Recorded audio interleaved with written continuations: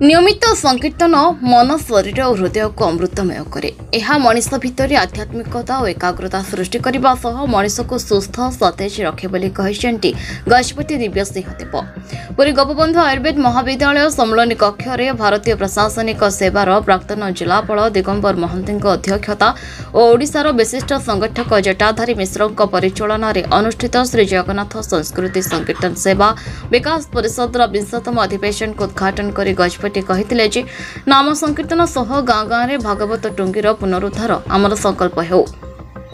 से कहिथिले जे सनातन और वैदिक संस्कृति रे नाम संकीर्तन अभिन्न अंग। आध्यात्मिक संस्कृति ही उत्कलीय और जगन्नाथ संस्कृति।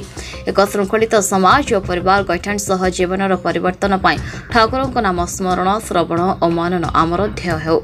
एथिरे अन्य मानक मध्य झांझपिटा मठ महंत बाबा सच्चिदानंद दास, गोपबंधु आयुर्वेद महाविद्यालय अध्यक्ष अरुण कुमार दास और भागवत आश्रम बाबा ब्रजबंधु दास विशिष्ट अतिथि भाव जोगदे अलयक श्रृंखलित समाज और जीवन पर संकीर्तन उपादेयता मंतव्य रखिथिले।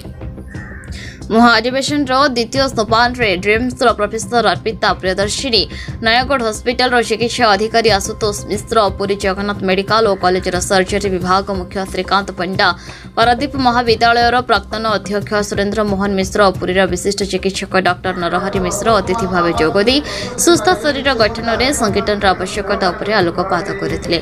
ए कार्यक्रम को शिक्षाविद डॉक्टर कैलाश चंद्र डुकायत राय, डॉक्टर दीप्तिरेखा पाढ़ी और डॉक्टर देवप्रसाद दास संयोजन करथिला बेले परिचालन में सहयोग करथिले प्रफुल्ल कुमार सामंतरा, चक्रधर महापात्र, प्रभाकर त्रिपाठी और देवदत्त षडंगी। अवसर में परिषद मुखपत्र को गजपति उन्मोचन करथिले।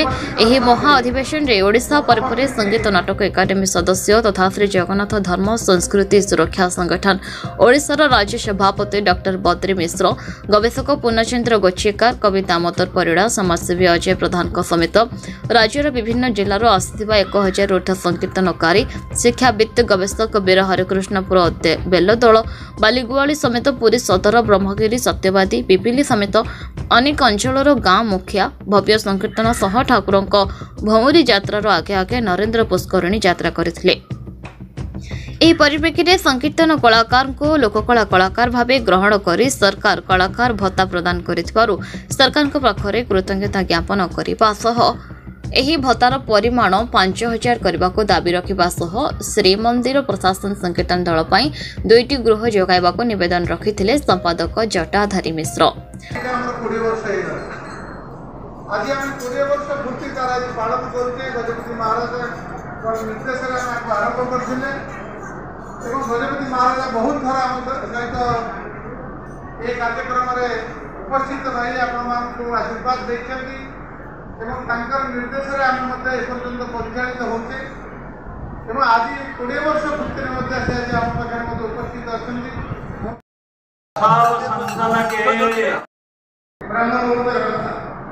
ଯେତେବେଳେ ଆପଣ ସକାଳୁ ଉଠୁଛନ୍ତି ଦୟାକରି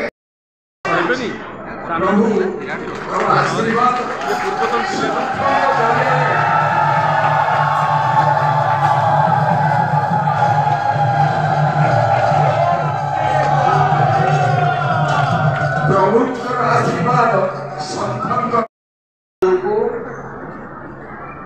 ମୁଁ ବାରମ୍ବାର ନମନ କରୁଛି एवं आज समारोह उपस्थित हुआ समस्त ज्येष्ठ मान को मोर प्रणाम। श्रेष्ठ मान विशेष अनुरोध समस्ते पक्ष को चली जातु एवं निज निज स्थान गणपति महाराज पहुंचिकी ठाकुर पुष्पांजलि माल्यार्पण कर प्रतिभा प्रतिपादन कर बर्तमान कार्यक्रम उद्घाटन हो सारी एवं परिचय चक्रधर महापात्र जगन्नाथ संस्कृति संकीर्तन सेवा विकास परिषद संगठन संपादक।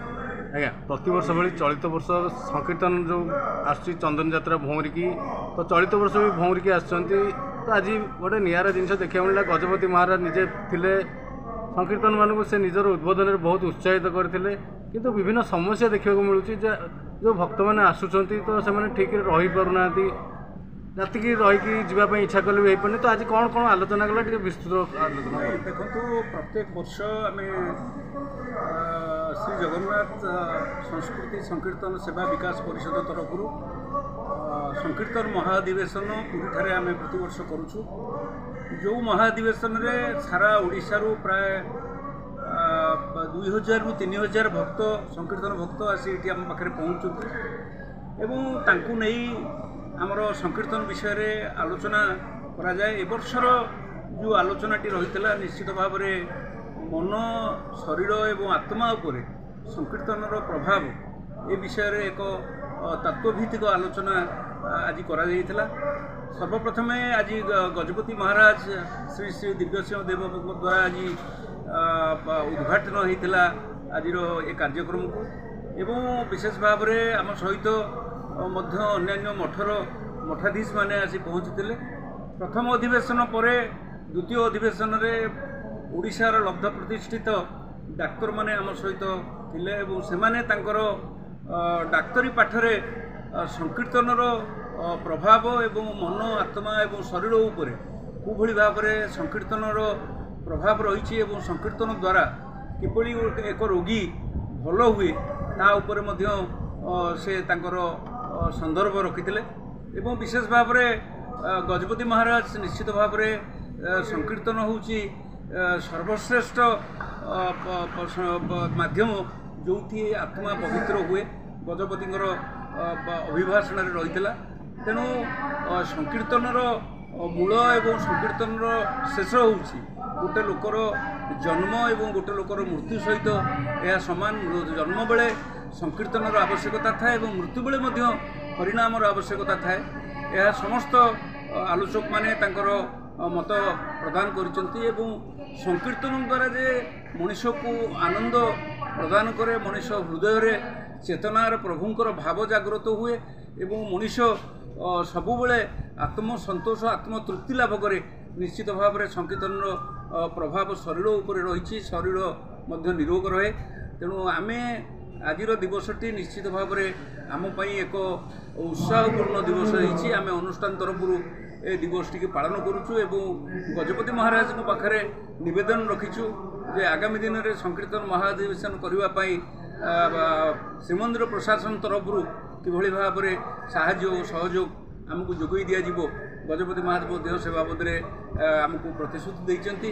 ସେ ନିଶ୍ଚିତ ଭାବରେ ଏ ବାବଦରେ ଦେଖିବେ ଏବଂ ଆଗାମୀ ଦିନରେ ଆମେ ଆଶା କରୁଛୁ 2000ରୁ 3000 ସଂଖ୍ୟା ନିଶ୍ଚିତ ଭାବରେ 5000ରୁ 10000ରେ ପହଞ୍ଚିବ ଏବଂ ପ୍ରତ୍ୟେକ ଦିନ ଯେଉଁ 21 ଦିନ ଧରି ପ୍ରଭୁଙ୍କର ଭଉଁରୀ ଯାତ୍ରା ହେଉଛି ଆମେ ପ୍ରତ୍ୟେକ ଦିନ ପ୍ରଭୁଙ୍କୁ ନେଇ ନରେନ୍ଦ୍ର ପୋଖରୀ ପାଖରେ ମନ୍ଦିର ଠାରୁ ନେଇ ଛାଡ଼ୁଛୁ ଏବଂ ସଂକୀର୍ତ୍ତନ ଭିତରେ ପ୍ରଭୁ ଯାଉଛନ୍ତି ହଲି ହଲି ନରେନ୍ଦ୍ର ପୁଷ୍କରିଣୀକୁ। ତେଣୁ ସଂକୀର୍ତ୍ତନର ଯେ ପ୍ରଭାବ ଏକ ସୁଦୂର ପ୍ରସାରୀ ଆଜିର ଆଲୋଚନାରେ ଏହା ନିଷ୍କର୍ଷ ବାହାରିଛି। ଆମେ ଆଶା କରୁଛୁ ପ୍ରଭୁ ଜଗନ୍ନାଥଙ୍କର ଆଶୀର୍ବାଦରେ ଆମ ଅନୁଷ୍ଠାନ ଆହୁରି ଆଗକୁ ଯିବ। ସମସ୍ତେ ଆସନ୍ତୁ ସଂକୀର୍ତ୍ତନ ସହିତ ଯୋଡ଼ି ହେବା, ଆତ୍ମାକୁ ପବିତ୍ର କରିବା, ଶରୀରକୁ ପବିତ୍ର କରିବା, ମନକୁ ପବିତ୍ର କରିବା ଏବଂ ଶାନ୍ତିରେ ଜୀବନଯାପନ କରିବା। ଜୟ ଜଗନ୍ନାଥ, ନମସ୍କାର। ସାର୍ ପରିଚୟ ଦିଅନ୍ତୁ। ମୋ ନାଁ ଡକ୍ଟର ଜଟାଧାରୀ ମିଶ୍ର। ମୁଁ ଶ୍ରୀ ଜଗନ୍ନାଥ ସଂସ୍କୃତି ସଂକୀର୍ତ୍ତନ ସେବା ବିକାଶ ପରିଷଦର ରାଜ୍ୟ ସମ୍ପାଦକ ଅଛି। ଆଜ୍ଞା, ପ୍ରତିବର୍ଷ ଭଳି ଚଳିତ ବର୍ଷ ଭଉଁରୀ ଯାତ୍ରାରେ ସଂକୀର୍ତ୍ତନ ମଣ୍ଡଳୀ ଆସିଛନ୍ତି ମହାପ୍ରଭୁଙ୍କ ଭଉଁରୀ କରିବାକୁ। ଏଥିସହିତ ଆଜି ଗଜପତି ମହାରାଜ ବି ଅତିଥି ଥିଲେ। କ'ଣ କହିବେ ଟୋଟାଲ୍ ବିସ୍ତୃତ ବିବରଣୀ ରଖନ୍ତୁ। ଦେଖନ୍ତୁ, ଯେତେବେଳେ ସଂକୀର୍ତ୍ତନ ଅବକ୍ଷୟ ଆରମ୍ଭ ହୋଇଥିଲା 2000 ମସିହାରୁ ଆମେ ଏହି କାର୍ଯ୍ୟକ୍ରମ ସଂକୀର୍ତ୍ତନକୁ ଉତ୍ଥାନ କରିବା ପାଇଁ ତାକୁ ବଞ୍ଚେଇ ରଖିବା ପାଇଁ ବିଭିନ୍ନ ପ୍ରକାର କାର୍ଯ୍ୟକ୍ରମ କରି ଆସୁଛୁ। ବର୍ତ୍ତମାନ ତା ଭିତରୁ ଜଗନ୍ନାଥଙ୍କର ସେବା ହେଉଛି ଗୋଟେ ମୁଖ୍ୟ କାମ। 2005 ମସିହାରୁ ଆମେ ଜଗନ୍ନାଥଙ୍କର ଚନ୍ଦନ ସେବା କରି ଆସୁଛୁ। ଗଜପତି ମହାରାଜ ଆମକୁ ପ୍ରସ୍ତାବ ଦେଇଥିଲେ ଯେତେବେଳେ ମହାପ୍ରଭୁ ଶ୍ରୀ ଜଗନ୍ନାଥ ଯାଉଛନ୍ତି ଶ୍ରୀମନ୍ଦିରରୁ ନରେନ୍ଦ୍ର ପୋଖରୀ ପର୍ଯ୍ୟନ୍ତ, ସେତେବେଳେ ସେ ଖାଲି ଯାଉଛନ୍ତି, ତେଣୁ ତାଙ୍କୁ ସଂକୀର୍ତ୍ତନ କରି ତୁମମାନେ ନିଅ। ଆଜିକି 20 ବର୍ଷ ହେଇଗଲା, ଆମେ ତାର 20 ବର୍ଷ ପୂର୍ତ୍ତି ଆଜି ପାଳନ କରୁଛୁ। କିନ୍ତୁ ଆମେ 20 ବର୍ଷ ଧରିକିରି ଅନୁଷ୍ଠାନ ମହାପ୍ରଭୁଙ୍କର ସେବା କରୁଛୁ। ଆଉ ଗୋଟିଏ କଥା ହେଲା, आम गोटे प्रस्ताव देचु गजपति महाराज जिते राति जगन्नाथ फेरुंट से खाली खाली फेरुंट सागर कौन विशेष लोक ना कौन बाजा आसूना तेणु नाम संकीर्तन को सहित जोड़ापी आम चाहूँ जदि श्रीमंदिर प्रशासन आमको इधर साहाय्य सहयोग कर निश्चित भाव में जो आम राति से फेरला बेले संकीर्तन मान दिन बेला कार्यक्रम कराइए। आज कार्यक्रम में बर्तमान आयुर्वेदिक महाविद्यालय सभागृह पूरा परिपूर्ण थी सहित बाहर भी संकीर्तन मंडली बुलूले तो कौ कौ जगार सब आकीर्तन मंडली आज आमर जो 20 दिन संकीर्तन कार्यक्रम हुए दैनिक प्रत्येक दिन 30 जन संकीर्तन जगन्नाथ को लेकर नरेंद्र पोखरी की जाए ये जो 20 दिन कार्यक्रम से पूरी जिला भितर आमर लिमिटेड हुए एवं आज होशार विभिन्न जिलूर आज आमर जो अनुष्ठान सब अच्छी विभिन्न अनुष्ठान सब सदस्य मैंने आज आसिक योगदान कर जेहेतु पुरी में गोटे जगह ना जोटि 1000-2000 लोक बसिक गोटे सभागृह ना एवं जदि बा अच्छी कौटी करने से जगार 500-700 लोक बसवे एवं तार जगार रेट बहुत अत्यधिक आपण आज जो महाराज को कहते बर्तमान आमर जो भक्त मैंने आसपाई हंतसंत होटेल वाला हैरान कर सका 8टा बेले कहूँ ये तो वृंदावती निवास अच्छे आराम शह शह लोक रहीपर तो सेठी भी आप रखिपार था देखो आम से कहले से विषय कौन विशेष भाव में गुरुत्व एपर्यंत दि जाए ना आम विभिन्न समय एपरिक सरकारी साहाय्य आमको इसमें किसी मिलूना आमको मंदिर प्रशासन किसी पैसा साहाय्य करुच्ची किंतु से जो पैसा आम मंदिर ठार आणुचु ए वर्ष जदि आमको किसी अर्थ आमर जो मुख्य प्रशासक से किसी बढ़े किंतु बढ़ेले से समुद्र को संक्षेपण भाया हो जो भक्त मैंने आसने विभिन्न होटेल एवं विभिन्न जगार आमर धर्मशाला एवं विभिन्न मठ मानक रोचुं एगुड़ी गोटे व्यवसाय क्षेत्र एवं से बर्तमान कर सारे सकाल 8टार चेकआउट हम तेणु लोक मान सका 8टा बेले बाहर कर दिखाई खरार कुआड़े जी और बहुत कलबल होती आप देखिपारे ये अनेक लोक धर्मशाला पैसा न दे पारी से आज आसिक आम पाखे ये आयुर्वेदिक कलेज गछ तले अपेक्षा कर 4टा बेलू जगन्नाथ सेवा करने सब क्षेत्र में सरकार जिला प्रशासन एवं मंदिर प्रशासन आमको सहयोग करने दरकार। आज ये जो भक्त मैंने आसने यू खाई सारापर से महाप्रभु चंदन यात्रा नहीं मंदिर ठारू जीवे नरेंद्र पोखरी पर्यटन से प्राय 2000 रु अधिका संकीर्तन भक्त मैंने आज ये योगदान कर गोटे कथा ये जो संकीर्तन जो मैंने कर आर्थिक अवस्था से सचल नुहे तेणु से जो भत्ता प्रदान से भत्ता बहुत कम ताको वृद्धि करा अधिक लोक भत्ता दि जाऊ एवं लोक मैंने भाव में आमर प्रधानमंत्री आवास योजना बा इंदिरा आवास योजना विभिन्न प्रकार योजना माध्यम घर जोगे दि जो कलाकार मानकर भल घर खंडे ना से असुविधार सम्मुखीन होती सरकार साहाय्य सहयोग जोगेदे ये कला बंचो एवं ये संकीर्तन यार अनेक उपकार आम मैंने उपलब्धि कर।